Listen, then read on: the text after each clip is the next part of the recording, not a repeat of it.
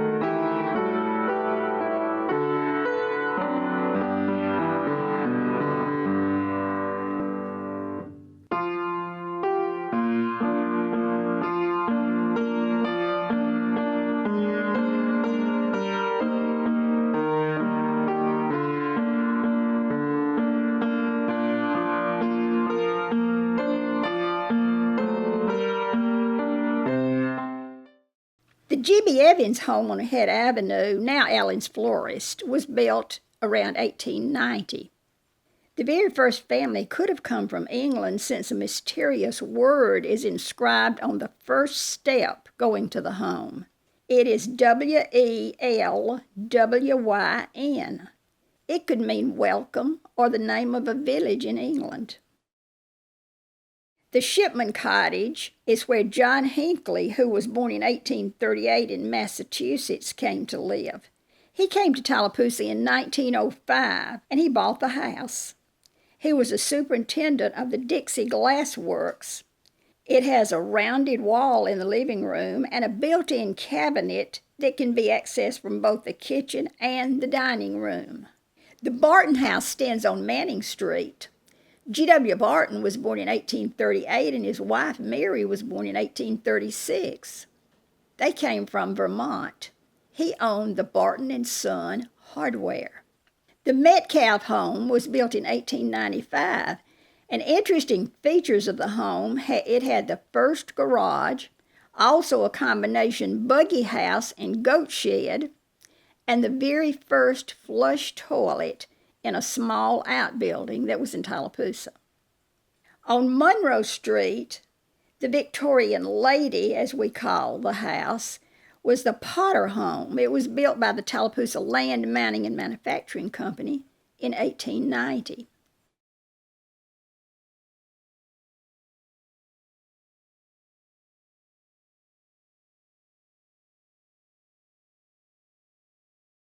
It features a side staircase with pocket doors and a view that goes directly from the front door to the back door of the house. The Dr. James McCurdy house is on Baden Street. It was heated with coal heaters. Vents were cut in the ceiling so heat could rise to the upstairs bedrooms. On Robertson Avenue was St. Agnes Academy. It was built in 1888, and it was an Episcopal school for young ladies. It cost $300 a year to attend. The S.S. Rambo home on Kiker Street was built in 1887 by the Tallapoosa Land Mining and Manufacturing Company. It was a parsonage for the North Methodist Episcopal Church until purchased by Stanley Rambo in 1939. Stanley's father was born in Wisconsin in 1846. They were in real estate. Pauline Garrett Rambo taught in the Tallapoosa schools and lived in the home until her death when she was 98 years old. The A.L. Jackson home on Head Avenue was built by A.L. Jackson of the Jackson Brothers Lumber Company, who was also president and treasurer of the Tallapoosa Cotton Mill in 1908. In 1918, Dr. Walter Stillman Martin and his wife, Sibylla Davis Martin, moved to the city and rented rooms there. He was pastor of the Christian church. While in Tallapoosa, they composed the two well-known hymns, God Will Take Care of You, and His Eye is on the Sparrow. Mrs. Eulie Cole was the next to live in the home. On Manning Street, you'll see the Providence Cottage. And then on Bowden Street, the Clayton home. The daughter of a Virginia plantation owner married Sterling Orgain, who was a manager of her father's plantation. He was born in 1852, and they moved to Tallapoosa in the boom days. They had a dairy located behind their home. The cows were led to a pasture north of the town each day. Mr. Burt Green, who lived next door, delivered milk in his red wagon. Eva Orgain's brother planted the trees along the sidewalk, and they are still standing. The old academy grounds, the first one-room school in Tallapoosa, stands on Bowden Street at the rear of the main house. It was built in the 1840s. In 1896, George Shepard came from Pennsylvania to Tallapoosa. He bought 5 acres and built his home in front of the school building.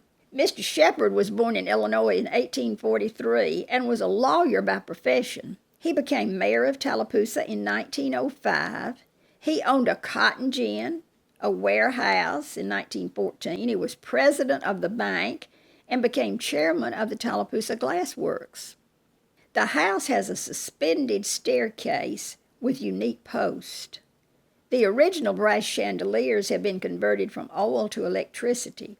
There are solid wood pocket doors, buttons to signal butlers, wood Venetian blinds made at the factory in Tallapoosa, and the only home in Tallapoosa with a slate roof. An example of a saddlebag home was the Tallapoosa Cotton Mill Village Home, shown here. The Cason home stands on Bowden Street, was built in 1894, and the Frank Williams home also was the home of Haralson County Sheriff Pink Allen for 20 years. On Bowden Street, the W.W. Summerlin home was built in the late 1880s. Mr. Summerlin was into real estate. Then C.E. Pierce came from North Carolina in 1908 to construct the Tallapoosa Cotton Mill and to serve as superintendent, and that's when he bought and moved into this home. On Bowden Street also stands the Sheffield home. The original owner was Honorable James Murdoch McBride, a lawyer for the Georgia-Alabama Development Company. He served at the Georgia General Assembly during 1880, 1882, 1884, and again in 1892. He was elected to the 38th Senatorial District. On Monroe Street stands the A.V. Howe home. He was born in New York in 1865. He taught school in Colbert, Michigan. He fell in love with a Canadian fellow teacher. Mr. Howe heard about the wonderful opportunities in Tallapoosa, so he moved here during the boom days. He asked Theresa, his teacher friend, to meet him at Lookout Mountain. They rode the incline to the top of the mountain where they were married. This home was built by the Tallapoosa Land Mining and Manufacturing Company. He was into real estate. He was secretary to Tallapoosa Cotton Mills and Tallapoosa City Clerk.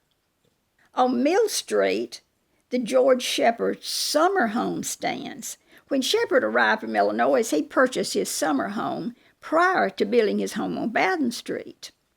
He sold his summer home to Mary Dunkley from Illinois.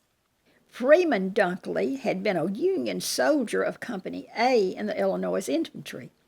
After the war, he was a merchant, and the home stayed in the same family for 80 years. On Spring Street, you'll find the V.L. Howe home. V.L. was born in Tallapoosa in 1898, the son of A.V. Howe. He graduated from Tallapoosa High School. He was postmaster from 1909 until 1953. His home is a prime example of folk Victorian cottages. On Lithia Street, the Crabtree home was built in 1888 and is a typical Gothic Victorian style. It's constructed from timber from around the house. A sawmill and planing mill were on the property and produced the lumber used to build this home and the Lithia Springs Hotel nearby. Friend C. and Jenny Allen were original owners. The entire structure, including spiral staircase and attic, are made of heart pine. On Bowden Street, you'll find the Mark Allison Green home. It was built in the late 1800s. The Greens came from Illinois, and they bought 2.5 acres of property, including a small 3-room home. Father Albert Henry completely remodeled the home in 1899, adding 10 rooms and a porch. A.H. was an expert in metal and woodworking. He molded the unique fence across the front of the home.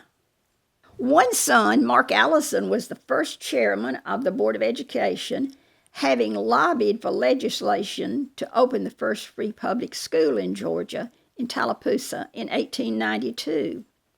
M.A. Green and his father designed the city's water system.